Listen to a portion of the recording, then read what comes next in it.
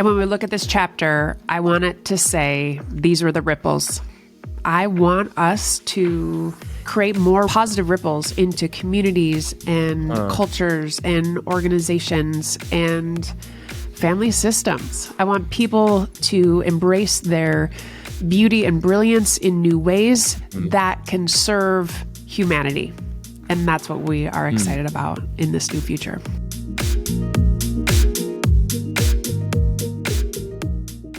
You are listening to the Leadership Vision podcast, sharing our expertise in the discovery, practice, and implementation of a strengths-based approach to people, teams, and culture.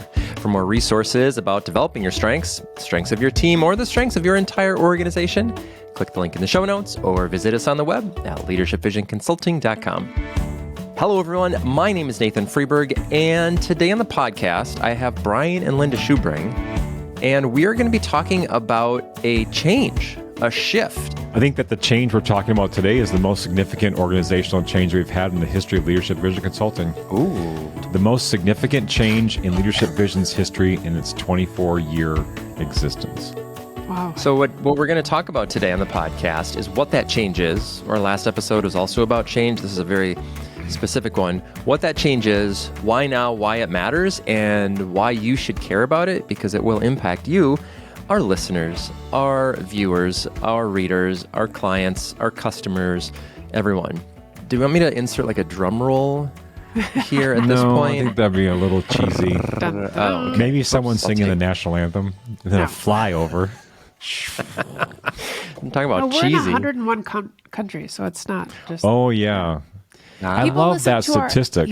people listen to our podcast in 101 countries. That is... Isn't that cool? You guys dug And a into those shout out to statistics. Australia and New Zealand for being like our number represent. 2 location in the world Yeah. of listeners. I think that's... Well, I told you before I was chatting with someone on our Yeah. online community from New Zealand, so that was a fun... It's kind of hard, though, because we're like opposite time zones, so it's, 12 hours between responses. No, but don't they listen to our future podcast before Okay. we release it? Because they're like a day ahead. Is that how it we're works? stalling. I feel like we're stalling here. What's this big announcement? Well, we are proud to announce that Dr. Linda Schubring has now assumed the role of President of Leadership Vision Consulting. This is where you asked the... Assuming your role, or you were the president. So Yep. was this a coup? Was this a takeover? No, it wasn't a on coup. here? Family takeover? It wasn't a takeover. Succession It was, like we've been talking about, it was in response to what's been happening in the last 3 years and what's been happening in our lives. And as we've all evolved, I believe that looking back over the 24-year history of Leadership Vision Consulting, it is quite obvious that there has been such a significant shift within the global climate, within our national climate in the last 3 years. And as we have noticed this rising human need around meeting the needs of people, their emotions, where teams need to create a sense of belonging and meaning for people, as this sense of need for leaders to be significantly engaged in the lives of their people, I thought to myself, if there was ever a time to make the significant change of having Linda as the president, this is the time. The era that we're facing in the future, Leadership Vision needs a different type of leader to bring us into that place.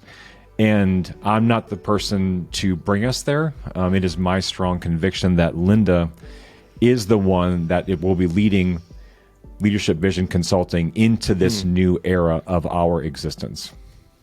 I feel like this is an interesting podcast because in some ways I'm interviewing the two of you about this thing that I'm directly connected with. So follow-up question, my first follow-up question, Brian, why do you feel that you're not the person? And then why do you feel Linda is the person? So this is an opportunity to brag on her a little bit before we let her talk and tell us all of your shortcomings.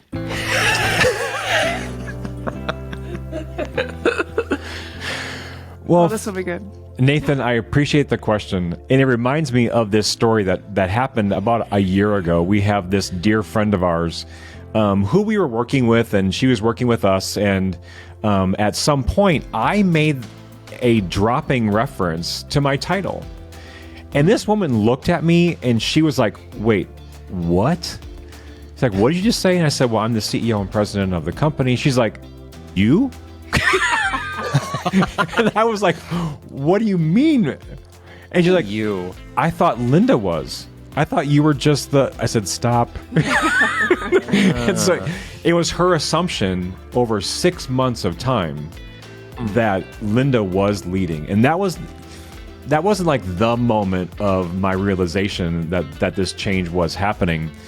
But throughout the entire time, for the last 13, 14 years, it is extremely clear to me what Linda brings to the dynamic. There is a relational, emotional, social intelligence that Linda brings, a strategic approach not only to relationships and to people, but her understanding of how people connect and ways to communicate with people and sit and listen with people.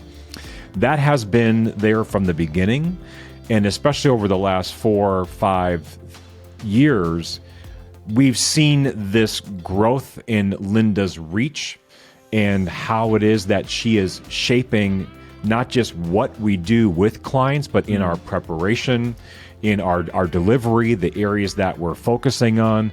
We've seen a continual rise of the application of her doctoral work as a leading area of our focus on how intercultural leadership is really more important today than it ever has been. And as I've been continuing to watch what's happening, watching people respond, I had this growing sense of conviction that Linda's skill set, Linda's presence, her voice is the one that we're all listening to in a great intensity and with an openness. And as I've watched people respond to that, it was just my sense of conviction that this is the time for the move, and this is the time for us to make the announcement that Linda is now the president of Leadership Vision Consulting. I think there's a real wrestling with, well, if people already think I'm leading, then why it doesn't matter. The titles don't matter. And then it was more of, how do we let this future that we are dreaming about and seeing, how do we live into that? How do we make decisions today that will take us to the place where we want to go, where we can actually live out who we are? All three of us, Nathan, Brian, and Linda, have all had this opportunity to say, am I a part of this future? Is this where we want to go?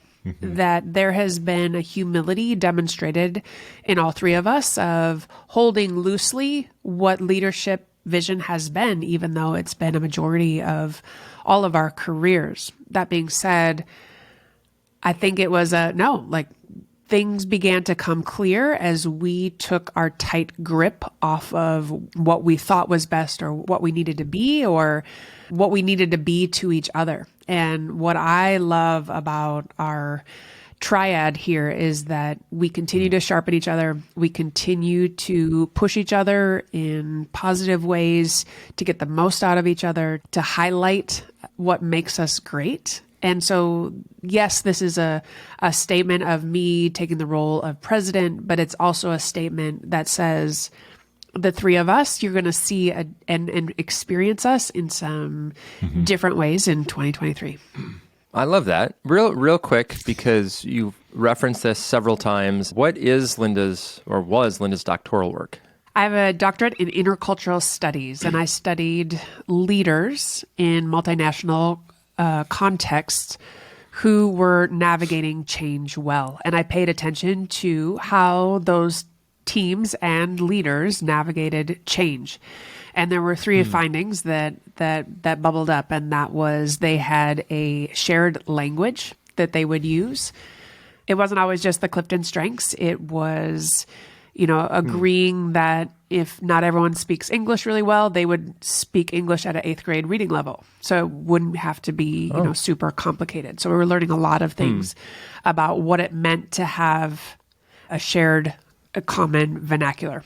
The other thing that we realized is that there needed to be shared experiences where people could interact, and whether it was doing service projects or the actual nuts and bolts of doing a job, or working on a team, that it was in those moments that created the kind of culture that could withstand change at whatever kind of impact. And the third piece was that these teams and individuals who navigated change well, they had a grasp on narrative and storytelling that could help get other people to the other side of change, through change to the other side. And when you have a handle on your narrative, change can really happen. And one of the points of Linda's doctoral work that I think is important for us today is that the context within which her studies occurred was in the European context. So the teams that Linda was working with, these were teams that were comprised of people that were from many nations. So she was doing her research in multinational teams that were led by specific leaders. So there was an awareness of how culture and diversity of culture was at play in the team dynamic and in how these teams work together.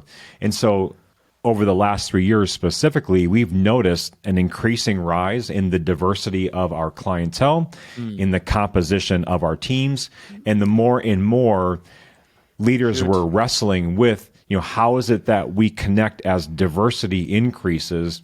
So too is the challenge of how is it that we navigate diversity in these very small team settings. That's exactly what Linda was studying. And that was 14 years ago. My postdoctoral work has been working at Leadership Vision, seeing how some of this lands. And it is, I'm fortunate to have studied something that I'm still working on and using on a daily basis. Yeah. So Linda, how are you feeling about this change? Oh, I'm excited. And I think that at Leadership Vision, we have a partnership mindset. And I think I'm a collaborative leader that can help us have the right kind of structures and goals to help us get to the places we want to get to. But to Brian's point, we've been in partnership. So sometimes maybe other people think I'm leading. Sometimes people think he's leading. That's kind of the secret. So in a lot of ways, our clients will not experience a vast kind of change. However, it's the internal pieces that have shifted and changed a bit, as well as me being more on the tip of the spear.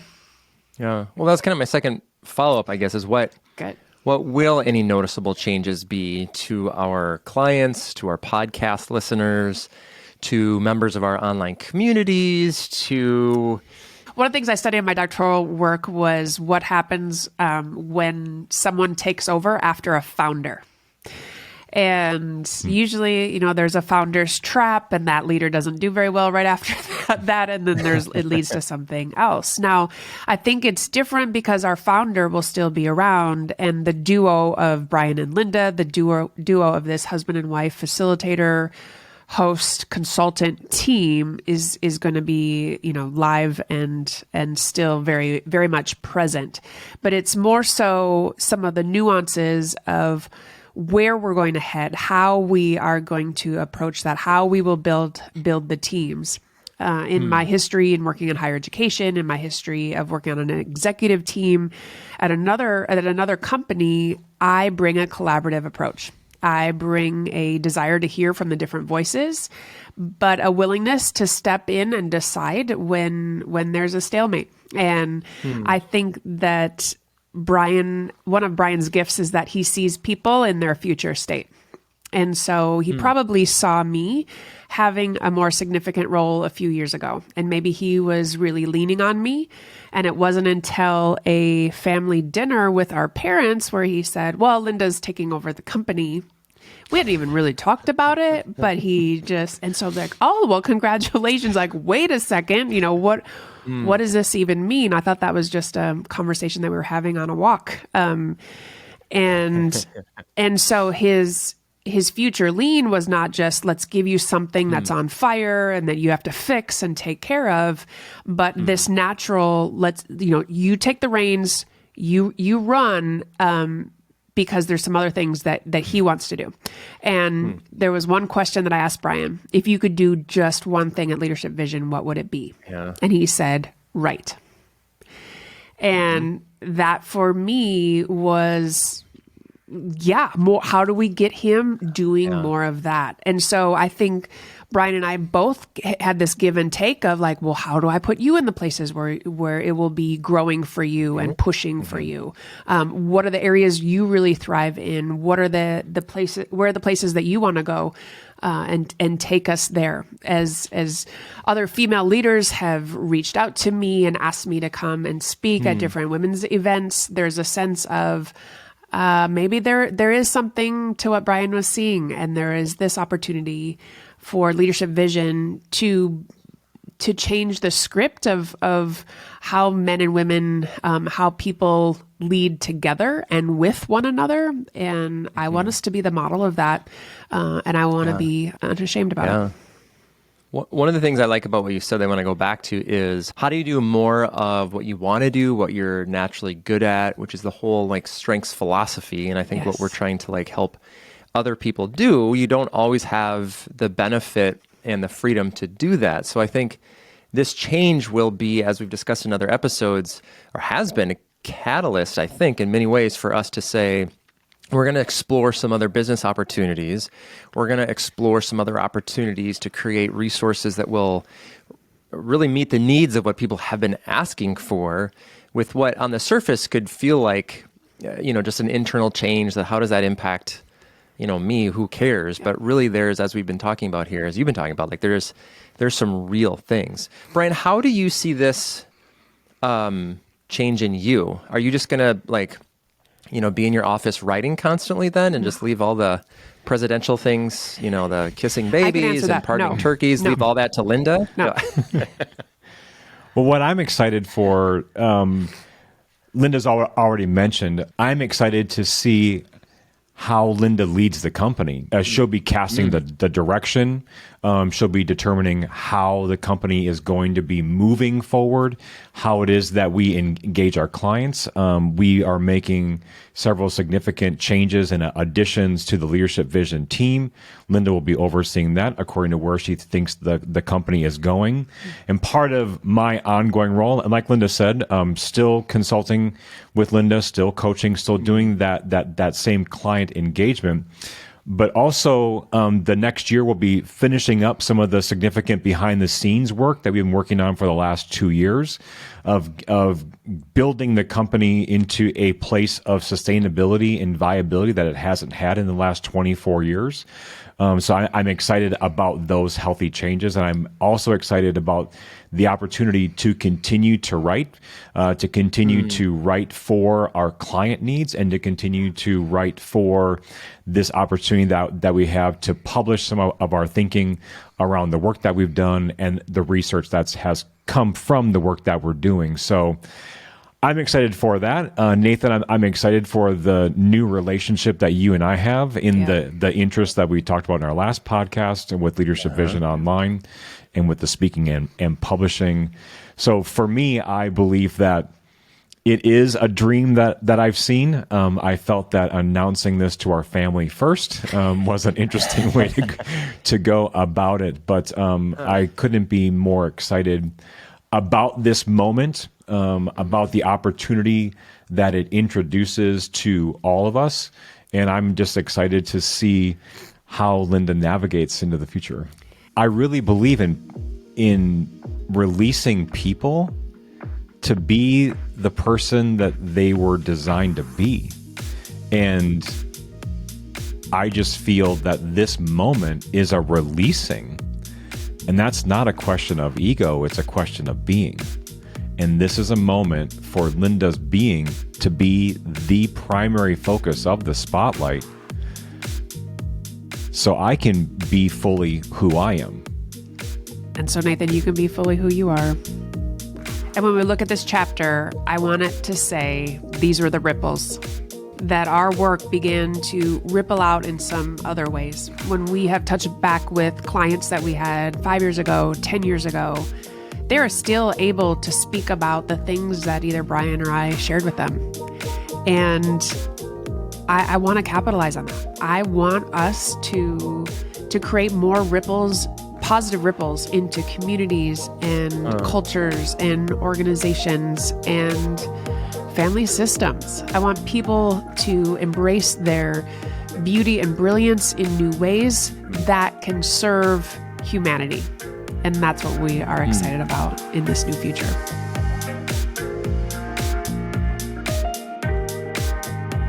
Brian, Linda, thank you for sharing this. And thank you, listeners, for listening to the Leadership Vision podcast, sharing our expertise in the discovery, practice, and implementation of a strengths-based approach to people, teams, and culture. For more resources, you can visit us on the web at leadershipvisionconsulting.com. And if you found value from this episode or any of our other resources, we would love it if you would give us a review on iTunes or wherever you're watching or listening to this. But more than that, we would love it if you would share this with someone else who you think could benefit from growing deeper in their strengths, the strengths of their team, or the strengths of their entire organization. I'm Nathan Freeberg. I'm Linda Schubring. And I'm Brian Schubring. And on behalf of our entire team, thanks for listening.